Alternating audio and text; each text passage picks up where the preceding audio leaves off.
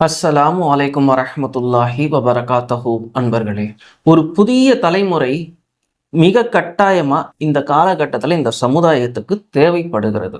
அதுவும் ஆளுமை கொண்ட ஒரு தலைமுறை, இரையச்சத்தோடு ஆளுமை கொண்ட ஒரு தலைமுறையை தான் இன்னைக்கு நம்ம தேட வேண்டிய ஒரு நிர்பந்தத்துக்கு ஆளாகி இருக்கிறோம். காரணம் என்ன அப்படின்னா, உலகம் முழுவதும் இருக்கக்கூடிய இந்த சமுதாயம் பல்கி பெருகி இருக்கிறது. ஆனால் ஒரு மிகப்பெரிய நெருக்கடிக்கு உள்ளேயே சிக்கி சின்னாபின்னமாகி கொண்டிருக்கிறது இந்த சமுதாயம். இப்படிப்பட்ட சூழ்நிலையில ஏற்கனவே இருக்கக்கூடிய கல்வி கற்காத பழைய தலைமுறையும் இதுல இருந்து மீள்றதுக்கு உதவாது. இப்ப இருக்கக்கூடிய இந்த தலைமுறை இருக்குது பாருங்க, இந்த தலைமுறை முழுக்க முழுக்க இந்த உலக கல்வியை மட்டுமே நாடி அது மட்டுமே தனக்கு கௌரவம்னு நினைத்து கொண்டு பொருளாதார மோகம் கொண்டு போய்கொண்டே இருக்கு. அப்ப இதையும் தாண்டி ஒரு புதிய தலைமுறை தீன் இந்த பார்வையிலே இந்த உலகத்தை அணுகக்கூடிய ஒரு புது தலைமுறை தான் நமக்கு தேவை. இஸ்லாம் அப்படிங்கிறது மார்க்கம் அப்படின்னு நம்ம சொல்லி கொண்டிருக்கிறோம். மார்க்கம்னா பிறப்புல இருந்து இறப்பு வரைக்குமான தேவையான அத்தனை விஷயங்களுக்கும் இந்த இஸ்லாத்தை பயன்படுத்த முடியும் அப்படிங்கிற அந்த ஒரு அடிப்படையில். ஆனால் வழிபாட்டுக்குள்ள மட்டுமே இஸ்லாத்தை சுருக்கி மதமாக மாற்றிவிட்டு மற்றபடி சொந்த வாழ்க்கையில் இஸ்லாத்தை நடைமுறைப்படுத்தாததுடைய விளைவு இன்னைக்கு உலகம் முழுவதும் இந்த சமுதாயம் மிகப்பெரிய சிக்கல்ல சிக்கியிருக்கிறத நம்ம பார்க்கிறோம். கிட்டத்தட்ட ஒரு 200 கோடியை நெருங்கி இருக்கக்கூடிய இந்த முஸ்லிம்களுடைய எண்ணிக்கை எந்த விதமான பலனும் தராம ஒரு சாதாரண நுரைய போல அது பார்க்கறதுக்கு ரொம்ப பலமா இருக்கிற மாதிரி இருக்கும். எவ்வளோ நுரை இருக்கு பாரு அப்படின்னு. ஆனா அந்த நுரையுடைய பலம், எடை எல்லாமே பலவீனமானது அப்படிங்கிற அந்த ஒரு விஷயத்தை இந்த இடத்துல நம்ம பார்த்துக்கொள்வோம். அப்போ நுரைக்கு இணையாக ஒரு சாதாரண பஞ்சுக்கு இணையாக முஸ்லிம்களுடைய எண்ணிக்கை ரொம்பவும் பலவீனமாக இருக்கிறது அப்படிங்கிற அந்த ஒரு விஷயத்தை பார்க்குறோம். அப்போ இந்த இடத்துல நாம் அப்படியே இறை தூதர் நபிகள் நாயகம் ஸல்லல்லாஹு அலைஹி வஸல்லம் அவர்களுடைய அந்த காலகட்டத்தை நம்ம யோசிச்சு பார்க்குறோம். வெறுமனே 23 ஆண்டு காலகட்டத்தில் மொத்த அரேபியாவுக்கு உள்ளேயும் இஸ்லாத்தை கொண்டு போய் சேர்த்திருக்கிறார். அதையும் தாண்டி நம்ம இன்னும் கவனிச்சும் பார்க்குறோம், அந்த மக்கா அப்படிங்கிற அந்த இடத்துக்குள்ள மட்டுமே ரொம்பவும் சிக்கலான காலகட்டத்தில் அவர் வாழ்ந்து வந்த அந்த காலகட்டம், அந்த 13 வருஷம் அது கூட நம்ம கழிச்சிருவோம். மதீனாவுக்கு வந்ததுக்கு அப்புறம் தான் இஸ்லாம் மலன்னு பரவுச்சு. அப்போ அந்த இடத்துல நம்ம பார்க்கும்போது மொத்தமே 10 வருஷம் அரேபியா மட்டும் இல்லை, அரேபியாவை தாண்டியும் இஸ்லாம் பல இடங்களுக்குள்ள ஊடுருவ ஆரம்பிச்ச அந்த ஒரு நேரம். அப்போ எந்த விதமான சமூக ஊடகங்களும் எந்த விதமான மீடியாக்களும் இல்லாத அந்த காலகட்டத்தில் அவ்வளவு துரிதமாக அவ்வளவு விரைவாக இந்த மார்க்கத்தை இறை தூதர் அவர்கள் கொண்டு வந்து சேர்த்தார்கள்.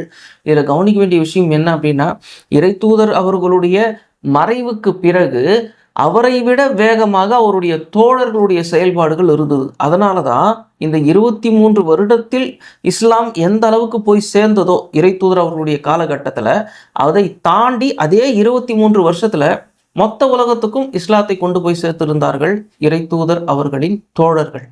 அப்போ அவர்களுடைய செயல்பாடுகள்ல என்ன இருந்தது அப்படின்னு நம்ம பார்த்தோம்னா, இஸ்லாம் அப்படிங்கிற அந்த ஒரு மார்க்கம் தான் அங்க இருந்தது. அவர்களுடைய வாழ்க்கை முழுவதுமே இஸ்லாத்தை தவிர வேறு எதுவுமே இல்லை அப்படிங்கிற அளவுக்கு அவர்களுடைய வாழ்க்கை முழுக்க முழுக்க குர்ஆனுடைய சட்டங்களை அடிப்படையாக கொண்டிருந்தது. இறை தூதர் அவர்களுடைய வாழ்க்கையே குர்ஆனாகத்தான் இருந்தது அப்படின்னு மிக தெளிவாக நாம் புரிந்து கொள்ள முடியும்.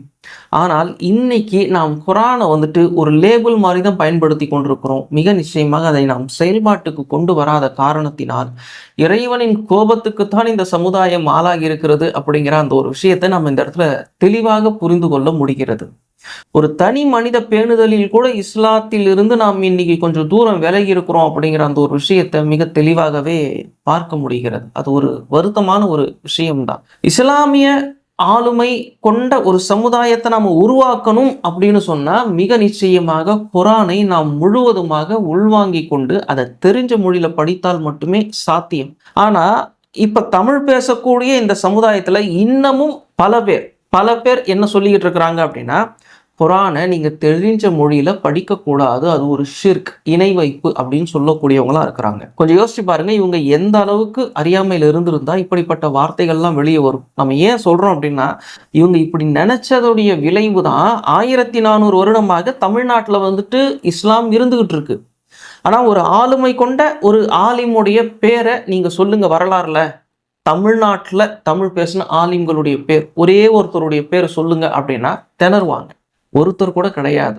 அதுக்கு காரணம் என்ன அப்படின்னா, குரானை அவர்கள் தெரிந்த மொழியில் படிக்காததுதான் காரணம். குரானை முழுக்க முழுக்க ஒலி அடிப்படையில் வாங்கி கொண்டு படித்து கொண்டிருக்கக்கூடிய இந்த சமுதாயத்தால் எந்த விதமான பலனும் இங்கே ஏற்படவில்லைங்கிறது தான் இந்த இடத்துல நம்ம பார்க்கணும். அப்ப இது மாதிரியான அறிஞர்களை கொண்ட ஒரு சமுதாயம் மிக நிச்சயமாக அடுத்த தலைமுறையை ஒரு புதிய தலைமுறையாக, ஒரு நல்ல எழுச்சி கொண்ட தலைமுறையாக, ஒரு சிறந்த ஆளுமை கொண்ட தலைமுறையாக உருவாக்குவதற்கு மிக நிச்சயமாக வாய்ப்பே இல்லை அப்படிங்கிறது தான் இந்த இடத்துல நாம பார்க்கக்கூடிய ஒரு விஷயம்.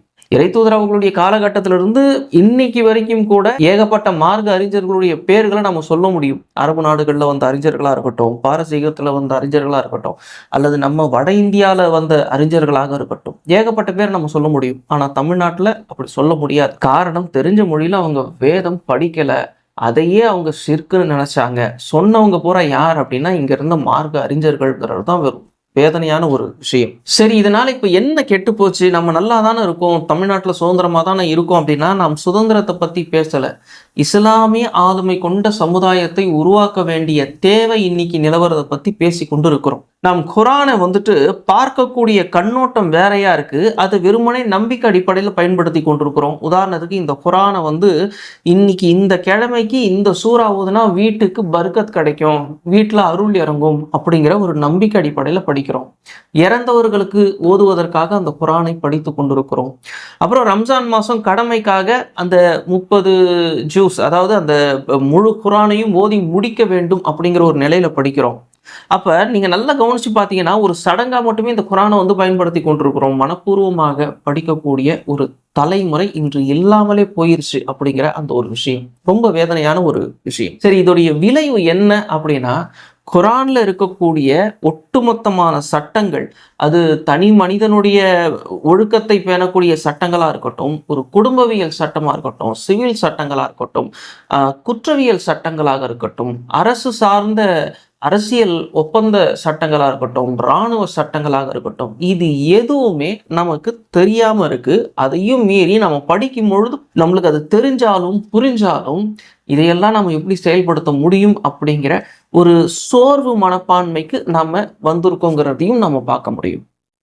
ஒரு தனி மனிதனுக்கு இறைவன் சொல்றான், நீ இப்படித்தான் இந்த உலகத்துல வாழணும், நீ இப்படித்தான் இந்த உலகத்தில் நடந்து கொள்ள வேண்டும் அப்படின்னு சொல்லும் பொழுது இப்ப அதெல்லாம் நமக்கு சிரமமா இருக்கு. அப்ப குரானை நாம எந்த இடத்துல வச்சிருக்கோம்னா, அது ஒரு ஃபார்மாலிட்டியான ஒரு இடம் தான்.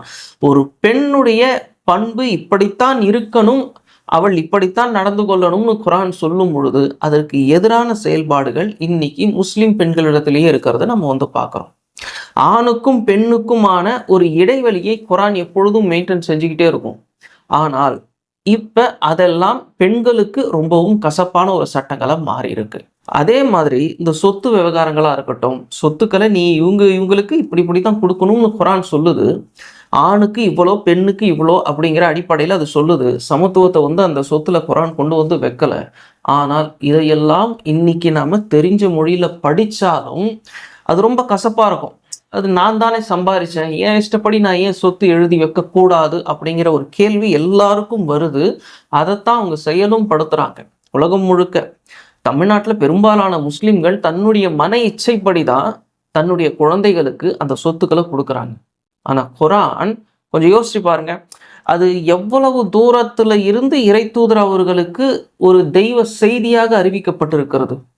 நீ இப்படித்தான் உன் குடும்பத்தை நிர்வாகம் பண்ணணும், இவங்களுக்கு உன்னுடைய பெண் குழந்தைகளுக்கு நீ இப்படித்தான் சொத்தை கொடுக்கணும், உன்னுடைய ஆண் குழந்தைகளுக்கு நீ இப்படித்தான் சொத்து எழுதி வைக்கணும் அப்படிங்கிற மாதிரியான விஷயங்களை எல்லாம் வல்ல இறைவன் எவ்வளவு தூரத்துல இருந்து அந்த செய்தியை அறிவிச்சிருக்கிறான். கோடான கோடி லைட்டிங் ஸ்பீடு அங்கிருந்து வந்த அந்த செய்தி நம்ம என்ன பண்றோம், அதெல்லாம் ஒரு பக்கம் இருக்கட்டும் அப்படின்னு தள்ளி வைக்கிறோம். ஆனால் அந்த குரான் நமக்கு கிடைச்சது எதுக்காக அப்படின்னா, நீ இப்படித்தான் வாழணும், உனக்கு இதுல லாபமா நஷ்டமா இதை நீ பார்க்கக்கூடாது, இது சரியா தப்பா இதை பத்தியும் நீ பேசக்கூடாது, எதிர்கேள்வி இல்லாத அடிபணிதல், அதைத்தான் இறைவன் நம்மிடம் எதிர்பார்க்கிறான்.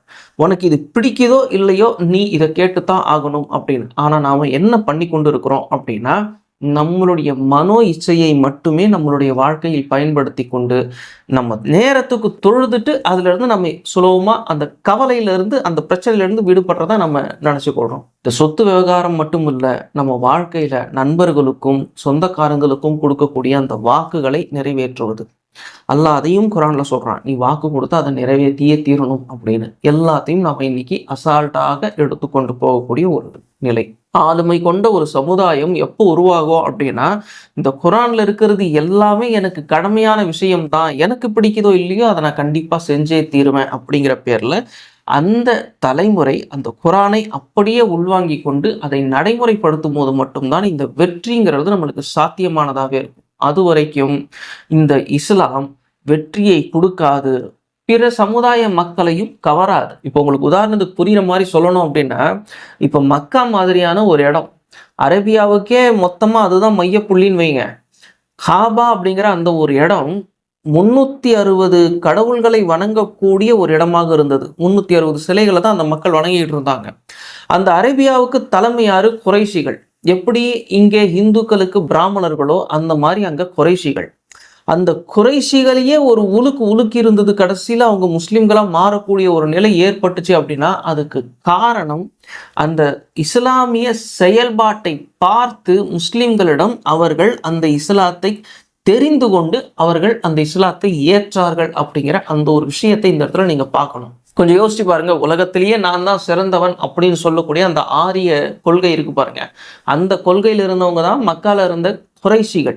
அந்த குறைஷிகள் கூட ஒரு கட்டத்துக்கு மேல இல்ல, நம்ம இருக்கிறது சரியான வழிமுறை கிடையாது, இஸ்லாம் தான் சரி அப்படின்னு எப்படி அவங்களுக்கு தெரிஞ்சுது? குரான் அவங்க படிக்கல, குரான் அவங்களுக்கு வெறுப்பா இருந்தது. இந்த குரான் நம்மளை கிண்டல் பண்ணுது, நம்மளுடைய நம்பிக்கைக்கு எதிராக பேசுது அப்படின்னு அவங்க நினைச்சாங்க. ஆனா எப்போ அவங்களுக்கு அதெல்லாம் கவர்ந்தது அப்படின்னா முஸ்லிம்களுடைய செயல்பாடு. மதீனால இருந்த முஸ்லிம்கள், அவர்களுடைய செயல்பாடுகள், அவர்கள் போடக்கூடிய ஒப்பந்தத்துக்கு அவர்கள் கொடுக்கக்கூடிய அந்த மதிப்பு, இதையெல்லாம் பார்த்து தான் அந்த குறைஷிகளுடைய மனம் மாறியது. இது போக மதீனாவை சுத்தி இருந்த அத்தனை மக்களும் எப்படி இஸ்லாத்தை ஏற்றார்கள்னா, இந்த மதீனால இருந்த முஸ்லிம்கள் இஸ்லாத்தை அப்படியே நடைமுறைப்படுத்திய அந்த விதம், இதை பார்த்து தான் அவங்க கவர்ந்தாங்களே தவிர இன்னைக்கும் இஸ்லாத்தை ஏற்றுக்கொள்ளக்கூடியவர்கள் குரானை படித்து அல்ல.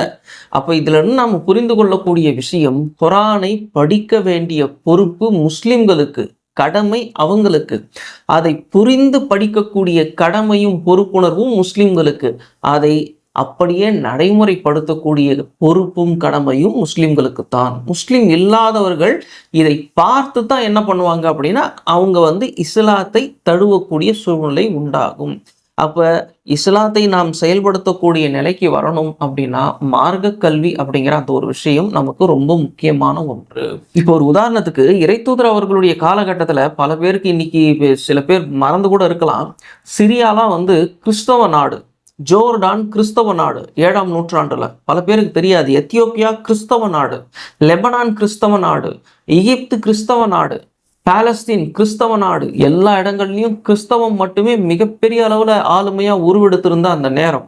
அந்த நேரத்துல தான் 7வது நூற்றாண்டுல இஸ்லாம் அவர்களுடைய மனங்களை கவர்ந்தது. அது எப்படி கவர்ந்தது அப்படின்னா முஸ்லிம்களுடைய நடத்தைகளை பார்த்து தான் அவங்க கவர்ந்தாங்க, ஆச்சரியப்பட்டாங்க. எகிப்து இஸ்லாம் வெற்றி கொண்ட அந்த காலகட்டம், முதல்ல அங்க இருந்த கிறிஸ்தவ அரசர்களை அவங்க வெற்றி கொண்டாங்க முஸ்லிம்கள். யாரு? அரேபியால இருந்து வந்த முஸ்லிம்கள். அதுக்கப்புறம் அவர்களுடைய ஆட்சியை பார்த்து ஆச்சரியமடைந்த எகிப்திய குடிமக்கள் இஸ்லாத்தை தழுவினார்கள் அப்படிங்கிறது தான் வரலாறு. அப்ப இதுல இருந்து நாம புரிந்து கொள்ளக்கூடிய செய்தி, இஸ்லாத்தை நாம் செயல்படுத்தணும் அப்படின்னு சொன்னா வெற்றி நமக்கே உரியது. ஆனால் இந்த உலக மோகத்துல இன்னைக்கு நம்ம விழுந்துட்டதுடைய விளைவு, இஸ்லாத்தை பற்றி யாராவது குறை கூறுனா அவங்க மேல நமக்கு கோபம் வருது, எதிரிகள் மேல பாயக்கூட தயாரா இருக்கிறோம். ஆனால் இஸ்லாத்தை நடைமுறைப்படுத்துறதுக்கு நாமளே தயாரா இல்லை அப்படிங்கிற ஒரு கசப்பான உண்மையை நாம் ஒப்புக்கொள்ளத்தான் வேண்டும். இறை தூதர்கள் வரிசையா அந்த காலகட்டத்துல வந்து கொண்டே இருந்தாங்க அப்படிங்கிற செய்தியை குரான்ல அல்லாஹ் சொல்றதை நம்ம பார்க்குறோம். ஆனா அந்த செய்திகளை நம்ம பார்க்கும் பொழுது ஒரே இறைவனை மட்டுமே வணங்குங்கள் அப்படின்னு சொல்லி கொண்டு மட்டும் அவங்க தங்களுடைய வாழ்நாளை கழிக்கல. அதனாலேயே மக்களுடைய எதிர்ப்புக்கும் அவங்க உள்ளாகல. நல்லா கவனிச்சு பார்த்தீங்கன்னா தெரியும். உதாரணத்துக்கு ஷுஹைப் நபி அலைஹிஸ்ஸலாம் அவர்களுடைய அந்த வாழ்க்கை வரலாற்றை குரான்ல அல்லாஹ் சொல்லும் பொழுது அவர்கள் ஒரே இறைவனை வணங்குங்கள் அப்படிங்கிறதோட மட்டும் அவர் தன்னுடைய பிரச்சாரத்தை நிறுத்தலை. மாறா அவர் என்ன பண்றாரு அப்படின்னா, அந்த மக்கள் கிட்ட அவர்கள் மிகப்பெரிய வியாபாரிகளா இருந்தாங்க. ஆனா மோசடியான வியாபாரிகளாக அவங்க இருந்தாங்க. அதாவது கலப்படமான பொருட்களை அவங்க வித்து கொண்டு இருந்தாங்க.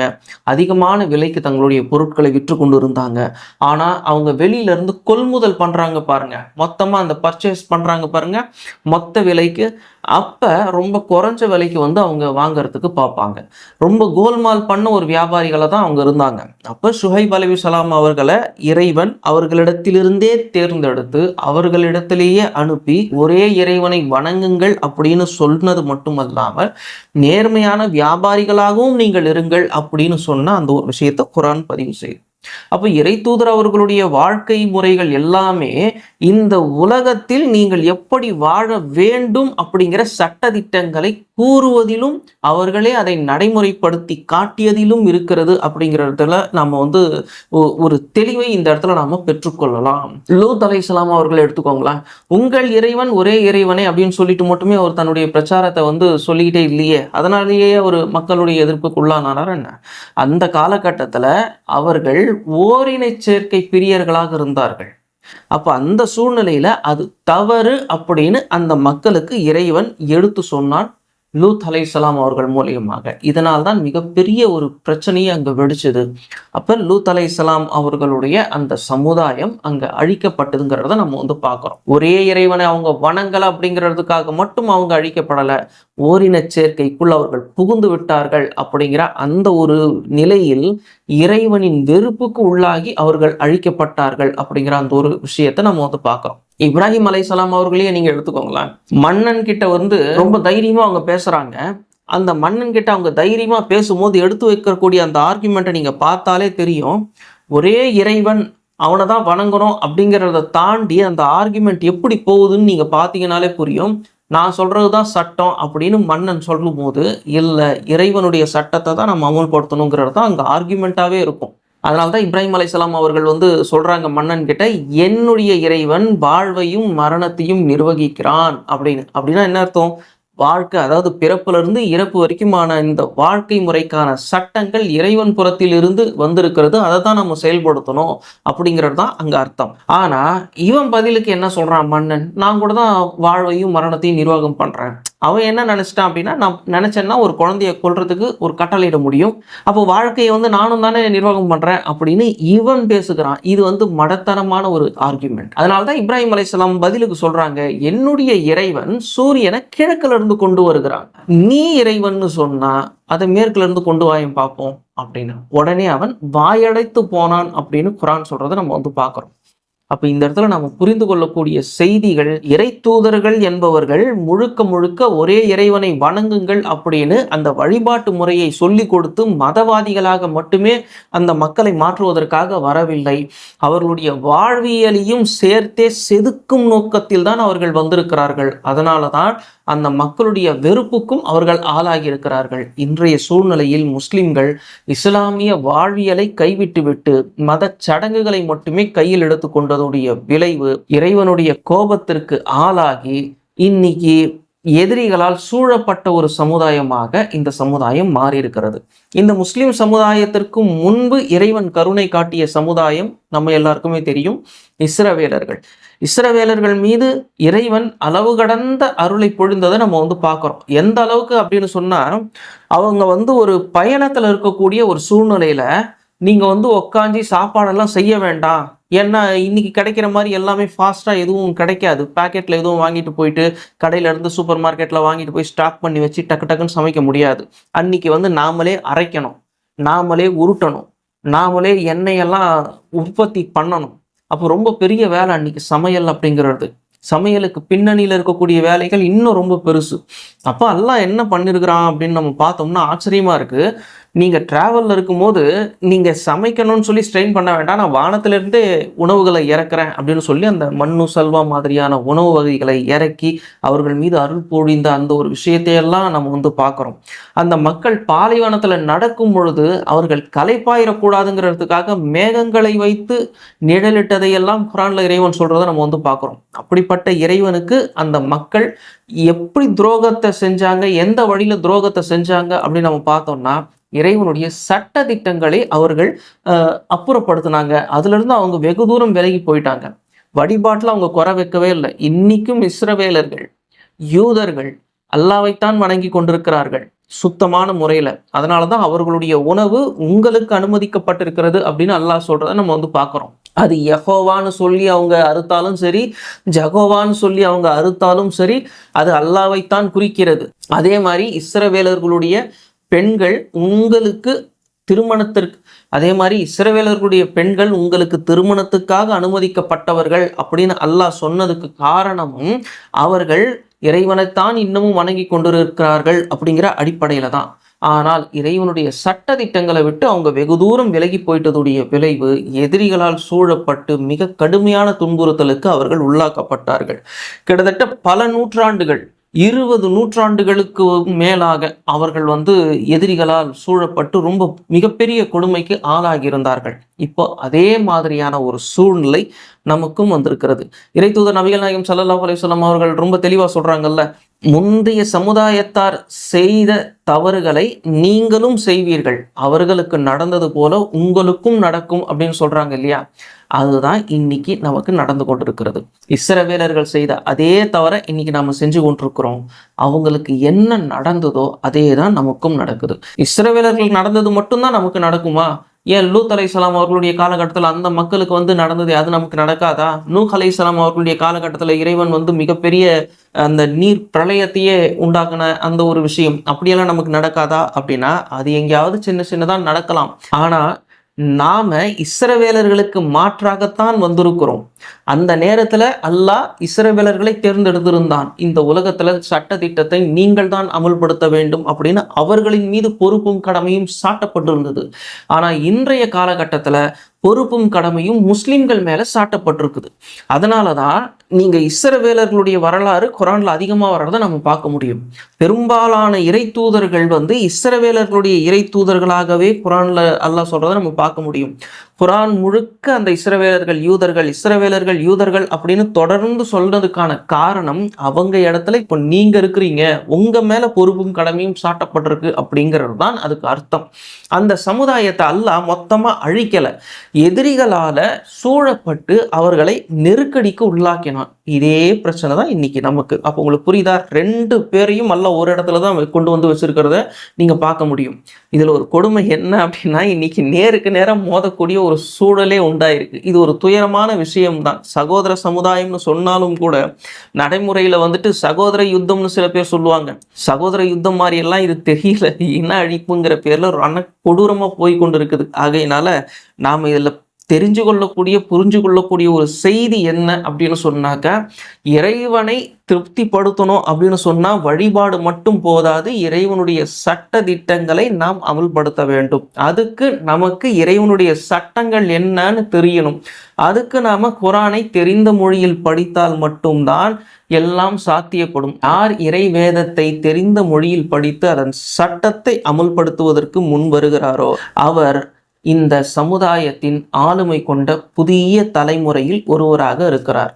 இது மட்டும்தான் இந்த சமுதாயத்தை காப்பாற்றக்கூடிய ஒரு வழியாக இருக்கிறதே தவிர, மற்றபடி நாங்கள் ஐஏஎஸ் படித்து கலெக்டர் ஆகிட போகிறோம், இந்த சமுதாயத்தை காப்பாற்றிடுவோம், நாங்கள் ஐபிஎஸ் படித்து நாங்கள் எல்லாரும் போலீஸ் ஆகிட போகிறோம், நாங்கள் இந்த சமுதாயத்தை காப்பாற்றிடுவோம், நாங்கள் பிஏபிஎல் படித்து எம்ஏபிஎல் படித்து மிகப்பெரிய அட்வொகேட்டாக மாறி நாங்கள் பொய் கேஸில் உள்ள போகிறவங்கள பூரா நாங்கள் வெளியே கொண்டு வந்துடுவோம், இதெல்லாம் வேலைக்கு ஆகாது. ஏன்னா இதெல்லாம் ஏற்கனவே போட்டு வச்சிருக்கிற ஒரு சிஸ்டம். இந்த சிஸ்டத்தில் வச்சுக்கிட்டு நீங்கள் எந்த சமுதாயத்துக்கும் எந்த நன்மையும் பண்ண முடியாது.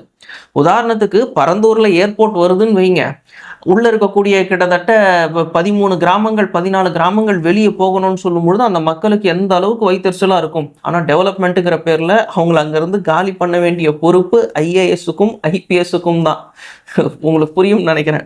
ஆகையினால இது ஏற்கனவே போட்டு வச்ச ஒரு சிஸ்டம் அப்படிங்கிறதுனால அந்த சிஸ்டத்துக்குள்ள நீங்க வந்தீங்கன்னா நீங்க தான் லாக் ஆவீங்களே தவிர உங்களுக்கு மரியாதை கிடைக்கும். உங்களுக்கு நிறைய சம்பளங்கள் கிடைக்கும். யாரும் உங்களை வந்துட்டு போடா வாடான்னு சொல்ல மாட்டாங்க.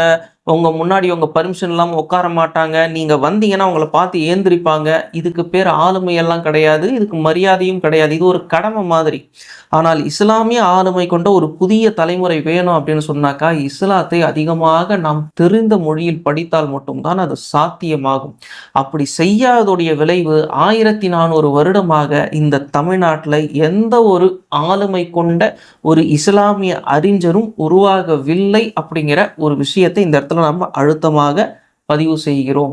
இன்ஷா அல்லாஹ் ஒரு புதிய தலைமுறையை நாம் உண்டாக்கினால் மட்டும்தான் இந்த நிலை மாறுங்கிறத நாம் இந்த இடத்துல சொல்லிக் கொள்ளுகிறோம். இன்ஷா அல்லாஹ் அடுத்த பதிவில் சந்திப்போம். அஸ்ஸலாமு அலைக்கும் வரஹ்மத்துல்லாஹி வரகாத்துஹு நண்பர்களே.